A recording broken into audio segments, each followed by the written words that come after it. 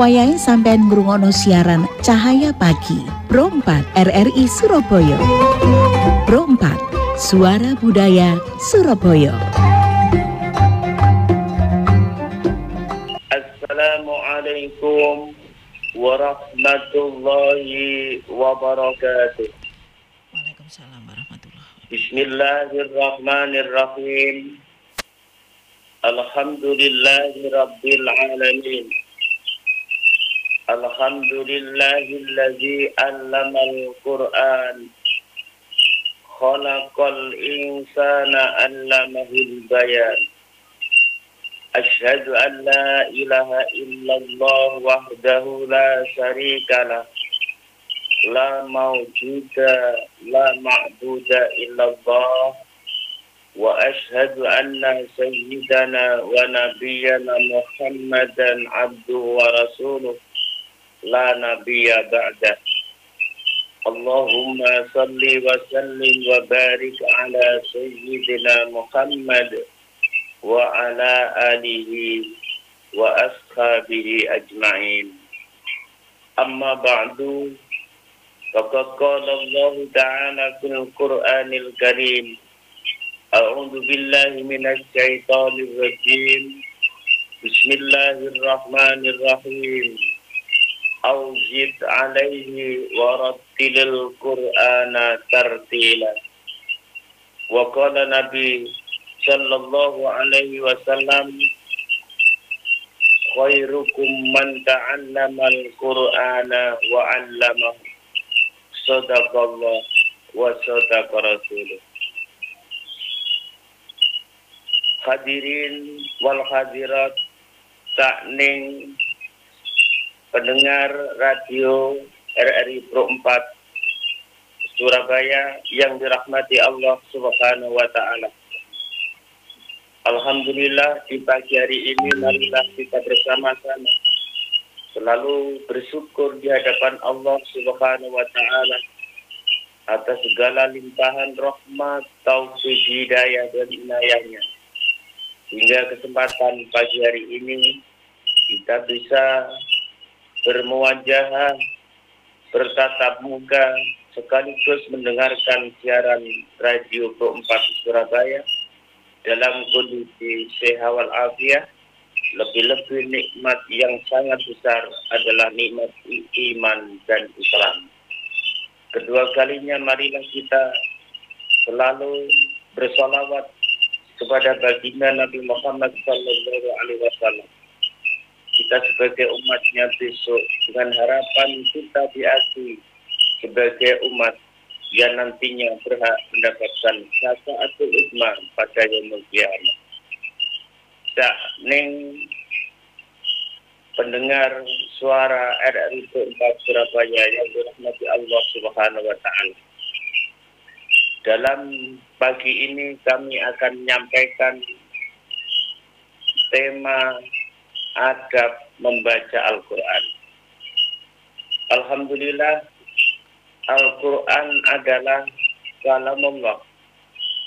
Al-Quran adalah wahyu Allah Subhanahu wa ta'ala yang kita sebagai umat Islam wajib untuk menghormati, memuliakan dan menjunjung tinggi atas ayat-ayat tersebut. Karena ayat Allah adalah ayat samawi yang diturunkan oleh Allah kepada Nabi Muhammad sallallahu alaihi wasallam melalui malaikat Jibril dan turunnya secara berangsur-angsur melalui dari kejadian yang lain. Ada yang ditulis dengan melalui batu dan ada yang ditulis melalui catatan di daun kurma dan lain sebagainya. Itulah Al-Quran. Allah menurunkan kepada hambanya yang terpilih Nabi Muhammad sallallahu alaihi wasallam melalui perantara malaikat Jibril. Sakning pemirsa pendengar suara RRI Pro 4 Surabaya yang dirahmati Allah Subhanahu wa taala. Dalam hadis baginda Nabi Muhammad sallallahu alaihi wasallam dijelaskan yang berbunyi An Utsman bin Affan radhiyallahu anhu qala Rasulullah sallallahu alaihi wasallam khairukum man ta'allama al-Qur'ana wa 'allamahu. Sebaik-baik di antara kamu sekalian adalah orang-orang yang belajar Al-Qur'an dan berusaha untuk mengajarkannya. Rawahul Bukhari. Cak Neng yang dirahmati Allah Subhanahu wa taala. Tentunya Al-Qur'an adalah kitab suci. Al-Qur'an adalah wahyu Allah Subhanahu wa taala yang ditulis melalui kitab Al-Qur'an mulai zaman Nabi Muhammad melalui para sahabatnya, yakni Sayyidina Umar, dan terwujud di saat Khalifah Utsman bin Affan.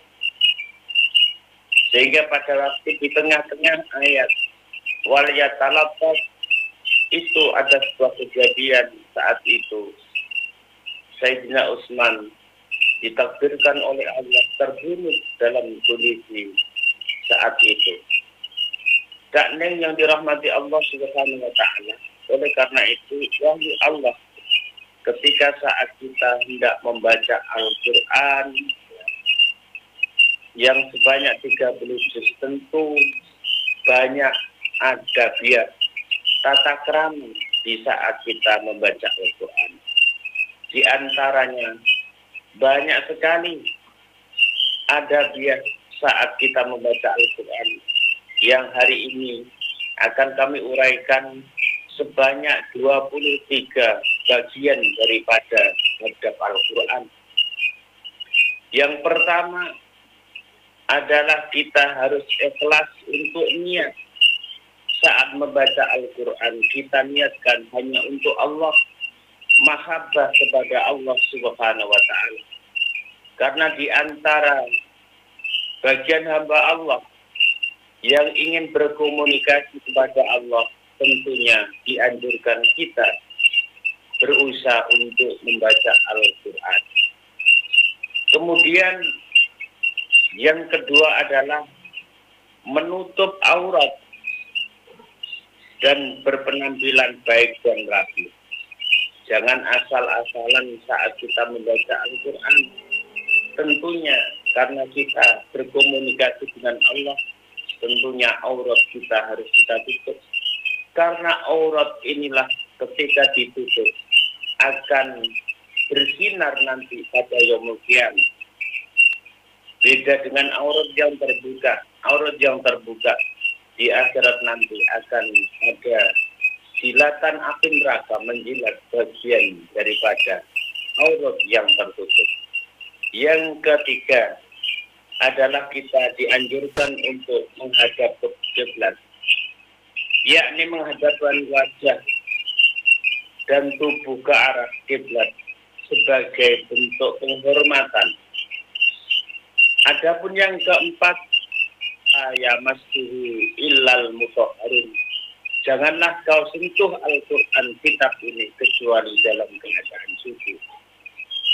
Yang kelima adalah kita dianjurkan harus suci bersih dari najis maupun hadas, baik hadas kecil maupun hadas besar. Adapun yang keenam, membersihkan mulut dengan menggosok gigi agar supaya saat membaca tidak terganggu dengan benda-benda atau makanan yang ada di dalam mulut kita, baik melalui kita menggosok gigi atau bersiwak. Yang ketujuh adalah kita dianjurkan untuk baca sambil duduk. Itu yang lebih afdal. Kemudian yang ke-8 adalah mengawali membaca ta'awud pada awal setiap surat yang bunyinya a'udzu billahi minasyaitonir rajim, agar supaya kita dijauhkan dari godaan setan yang tertutup. Yang ke-9, membaca basmalah pada awal setiap surat kecuali surat Bara'ah atau At-Taubah. Adapun yang ke-10 kondisi tenang, khusyuk, tumanina. Yang ke-11 menghayati dan merenungi makna Al-Quran, tafsir Al-Quran, apa yang dikehendaki dari ayat itu, maka akan bisa meresap di dalam jiwa kita, di dalam diri kita, sehingga Al-Quran benar-benar menjadikan hati kita tenang, hati kita damai saat kita membaca. Yang ke-12, yakni merasakan diri kita seolah-olah menghadap kepada Allah, komunikasi dengan Allah Subhanahu wa Ta'ala. Yang ke-13, menghadirkan dalam hati akan keagungan dan kemuliaan Al-Quran.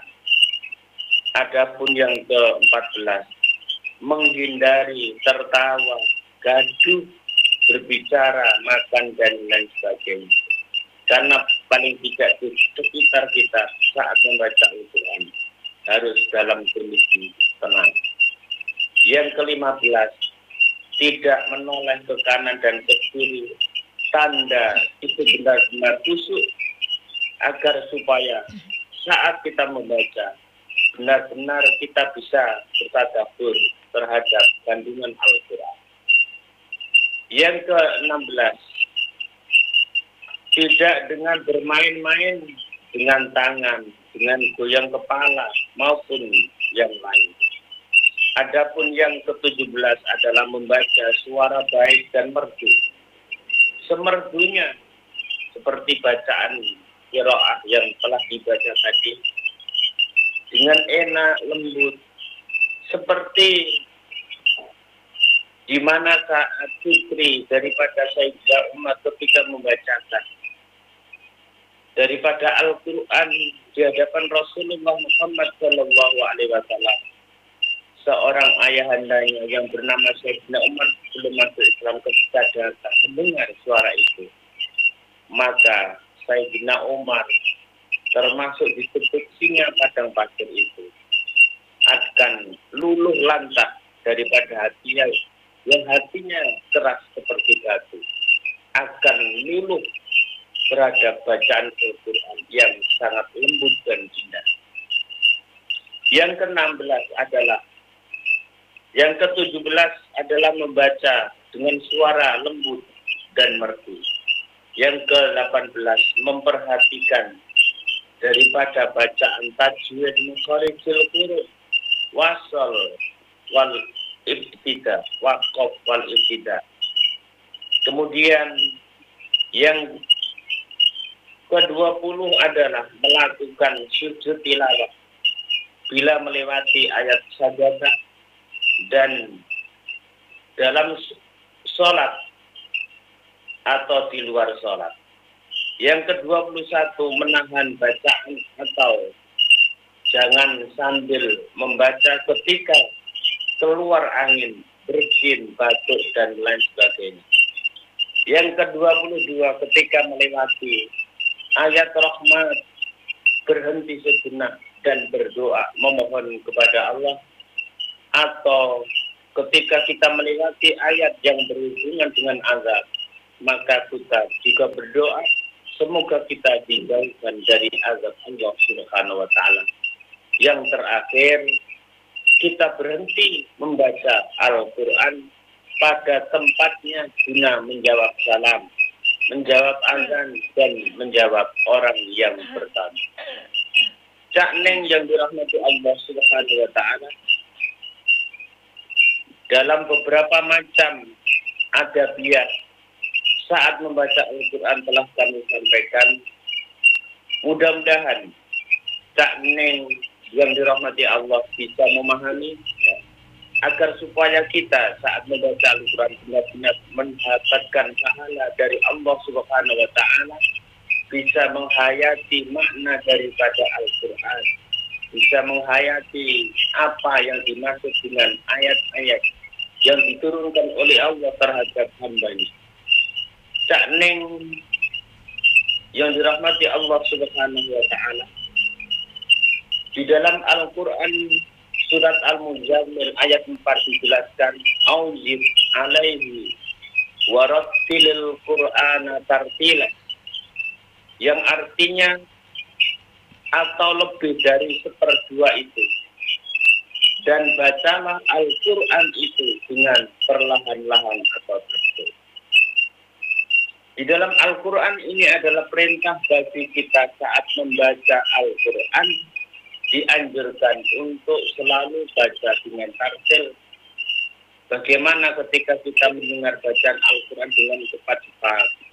Tentunya tidak pas, karena makharijul huruf, sifatul huruf, dan kategori tartil kadang-kadang kita lupa.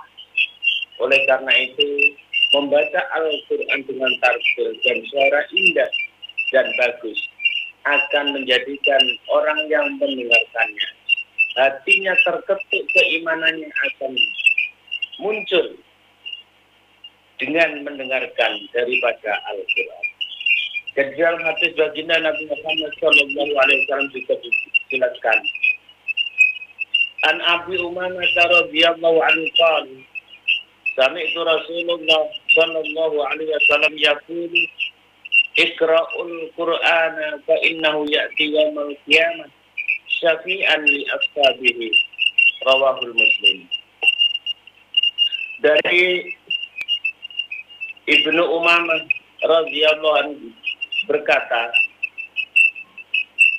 saya mendengar Rasulullah Muhammad SAW bersabda, bacalah Al-Quran, karena sesungguhnya Al-Quran